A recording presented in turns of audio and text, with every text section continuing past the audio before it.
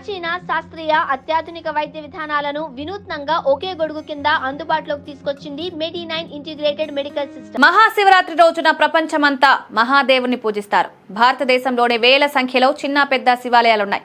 వీటిలో 12 జ్యోతిర్లింగాలు శివపురాణంలో ప్రస్తావించారు. వాటిలో ముఖ్యమైనవి గుజరాత్లోని సోమనాథ్ ఆలయం, ఆంధ్రప్రదేశ్లోని మల్లికార్జున స్వామి ఆలయం, మధ్యప్రదేశ్లోని మహాకాళేశ్వర్, ఓంకారేశ్వర్, ఉత్తరాఖండ్లోని కేదార్నాథ్, ఉత్తరప్రదేశ్లోని కాశీ విశ్వనాథులు. 2024 డేటా ప్రకారం కాశీ విశ్వనాథ ఆలయం మొత్తం ఆస్తులు 6 కోట్ల రూపాయలు. 2023-24 ఆర్థిక సంవత్సరంలో ఆలయ విరాళాలు, టికెట్ల అమ్మకాలతో సహా బహుళ వనరుల నుండి 105 కోట్ల వరకు సంపాదించింది. మధ్యప్రదేశ్లోని మహాకాళేశ్వర్ జ్యోతిర్లింగ ఆలయ ఆస్తులు 850 కోట్లు అంచనా వేశారు. ఈ ఆలయానికి 2024లోనే 165 కోట్ల వరకు విరాళాలొచ్చాయి. గుజరాత్లోని సోమనాథ్ ఆలయానికి సమీపంలో 130 కిలోల బంగారం, 1700 ఎకరాల భూమి ఉంది. ఆ ఆస్తి విలువ 150 నుంచి 456 కోట్ల వరకు ఉండవచ్చు.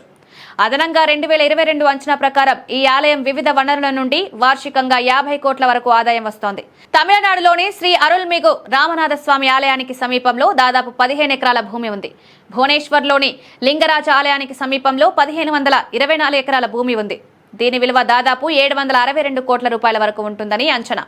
ఈ జాబితాలో నేపాల్లోని పశుపతినాథ్ ఆలయం కూడా ఉంది.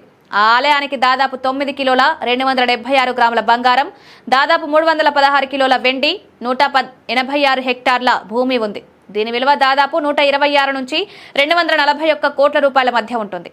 అదనంగా వారి వద్ద 130 కోట్ల వరకు నగదు ఉంది. కానీ దేశంలో చాలా శివాలయాలున్నాయి. ఈ దేవాలయాల ఆస్తులన్నీ వాస్తవానికి ట్రస్ట్ కింద ఉన్నప్పటికీ వాటిని మహాదేవాస్తిగా పరిగణించవచ్చు.